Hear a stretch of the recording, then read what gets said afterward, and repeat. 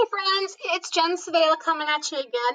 I have another video for you on how to do some formative or even summative testing or quizzing if you would like. It's totally up to you. I will tell you, it is difficult to do and keep students from cheating because kids are going to cheat if they're going to cheat when you're doing it from home and you have kids do it. But it is a great tool just to see where they're at. You can do polls, you can do quiz questions, you can do all sorts of things. You can go from your clever screen, or you can just type in Socrative. That's what I call it. Some people call it Socrative. I know that there are a couple of people, I think Tom Hickey uses it, and there are a couple of other teachers who use it as well. But it is a great tool, and I use it all the time.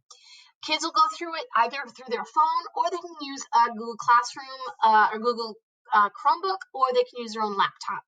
They'll go in through the student login, but you'll go through the teacher login. Once you go through the teacher login, you'll sign in with Google because, again, it is synced with your Google. All right, so you'll give yourself a name. Mine is my first name. They know it's my last name, and they'll just always use my last name. These are the different things you can do. Quiz, space race, you can do an exit ticket, and then these are the types of questions you can ask. So let's see, if I do a space race, I have to get out of the thing that I was doing before. What I can do is I can choose any of these things that I've already created, and you can see I have lots of different ones in here. I usually just use them for quick reading check quizzes, maybe vocab, things like that. So you can see here I have a binder check quiz if I want to make sure that the students are keeping their binder. If I want certain classes have a hard time with organization, so I start them off by having them, check their binder and keeping a table of contents and that kind of thing. Okay, so you can see all sorts of things. Let's see. I'll go on vocab 8. Okay, so if I want to, I can choose any kinds of icons I want here, and I can choose the number of teams. So if I want 5 teams, it'll give me 5 teams. Countdown, it's a pro feature. Shuffle questions, shuffle answers, and shuffle final score. If I hit start, what will happen is the students will be on their phones. It'll divide them up into teams, and it'll tell them if they're blue, magenta, lime, peach, or violet. And as they answer the questions, these little rockets will go towards the finish line. If they get one wrong, I believe it sends them back, and then whoever finishes first wins the game. Okay, so you can do other things with it. What I like to do is I basically just use it for quizzes. So let's say I'm going to do this quiz, the To Kill a Mockingbird quiz. Okay, so this is what the actual quiz looks like. What I did is I did all multiple choice, and I have the question here and then the answers, and then I also have the correct answer indicated. The other cool thing about this is that you can also write down an explanation. So like if I was going to edit this question, I can explain the answer here. So if I think that, kids are going to get this or this, I can actually explain why there might be right or wrong.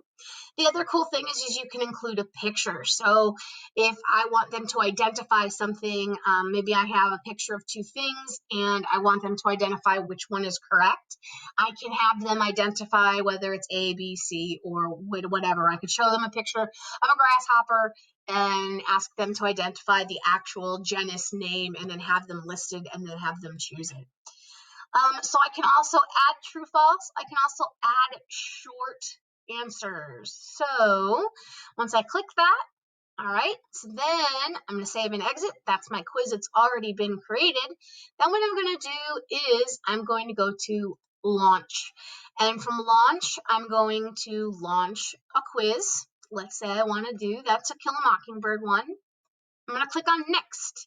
What next is going to do is it's going to ask me all these questions. So instant feedback, and you can always click on these little eyes. It will tell you what you can do. This says the student answers questions in order and can be changed answers. Instant feedback is provided. Open navigation means they can go through it and go back and come back to things. And then teacher paced means that I decide when they can go on to the next question. I almost always choose instant feedback because if I choose instant feedback, then the students can actually react and figure out what the answers are. And there are times where I have had wrong answers. And when I have wrong answers, it's nice to have that feedback right then and there, and I will be able to fix it. The other options I have require names. I don't have to do that, but I do. I shuffle the questions, so the questions will come up in a different order for every student. I shuffle the answers, so the answers A, B, C, D will be different for every question for every student. And then I can show them feedback, and I can also show them the final score. I believe this is a pro version. Yeah, it's a pro feature where they can only make one attempt, which means if they get it wrong, then they get it wrong. They can't go back and fix it. Okay, so once I have all of those things checked, I click start. And what's going to happen is they're going to get on and you'll slowly see their names appear right here. And as they go through and they'll go on different questions, all of these questions will get answered. And you'll see them have different colors because the different colors will actually show them whether it is right or whether it is wrong. Okay, so if I hit finish, I'm going to show you what a report looks like. Okay, so let's say I want to do this report. Oops, nope, don't want that one because we just did that one together. Let me go to this one. Okay, so this is what the report looks like. Okay, so right now I have it as not showing names, but this way I can show all of the names of the students. Okay, or I can choose not to. And then I can show their answers. So I can show what answers they got correct, which ones they got wrong. And the other cool thing is this report is going on live as they take it. So one of the things I've noticed, like right here, this number 12, almost everybody's getting it wrong.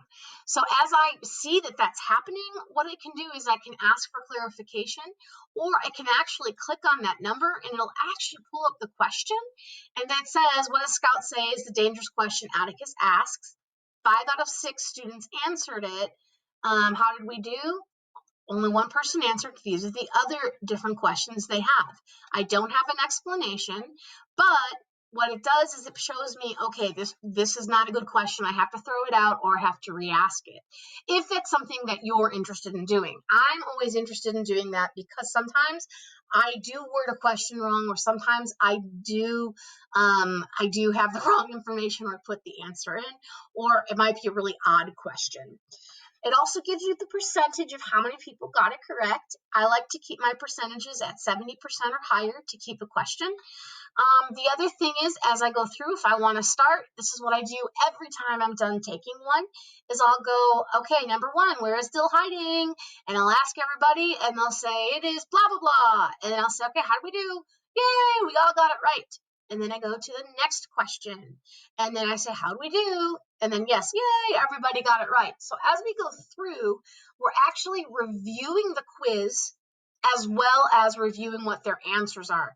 Now, some of them don't do so well. Some of them actually answer the wrong things. But at that time, then, when I'm going over that, so in this particular one, I would say, okay, who is he referring to? The kids got it right. I said, okay, why did you put Jem? And they said, well, he's the one who said it. And I said, actually, it's not. I said, you read he here and thought that the he was a he speaking, so you assumed it was Jem. And I said, but if we read the quote, it says, why he couldn't get along a day without me. It's asking about this he. So who is the he that's being referred to? And then we go into discussion about why that he is the right answer and how they can read questions instead of reading too quickly, how they can read them more accurately. We can actually go through them and fix them. Or if I feel like, a student really has a good argument for why that's a bad question, maybe I throw it out. So it gives me the results, all of the exact questions. It gives me the score for each of those students. It actually shows me the progress of how far they've gotten. The reason I would want them to show me their names is because, as you can see here, I had this student. He took it twice. Often what will happen is you'll have one with a bad score and one with a good score, and that means that kid tried to log back on after they didn't realize that the questions were so hard. So you can figure out how you want to deal with that on your own. Usually I tell them if they do that, I count the first score, unless they get kicked out, and then, I go from there and just decide from that. Usually I just do these as real quick checks, and basically sometimes I'll do, like, if they get a 5 or better, they get 100%, 10 out of 10 points. If they get 5 or below, if they get 4 or below, they get a 5 out of 10 points. Sometimes I give them complete points. Sometimes I give them as many questions as it's worth. It just depends on the actual quiz itself. As you can see, I've got lots of different quizzes. And you can create any kinds of different questions you want. The great thing about this is that once you create them, you always have them, and you can always go back to them. The other great thing about it is you can choose to download it. And what it's going to do is it is downloading it right now. And you can see right here in the lower left-hand corner, it is downloading it as a PDF. And I can pull that up, and now it is in a PDF form, and I can print that out. And so now I have this also as a copy on paper, or if I want to send it to a student in a Google Doc, or if I want to post it and maybe it's a review or something like that, I can do that as well. So I use this like crazy. And I use it, as you can see how often I use it. I used, when we did Oliver Twist last year, I used it pretty much every other day, because I knew if I wasn't having them be checked, they wouldn't be reading, which would make class discussions really hard, especially when we were virtually learning. So, yeah, that's basically what you do when you're using Socrative to create a quiz. You can import one, or you can create new, decide what you want, title it. You can do all sorts of things. It's a really great tool. I use it all the time. If you have any questions, please let me know, and I will get back to you.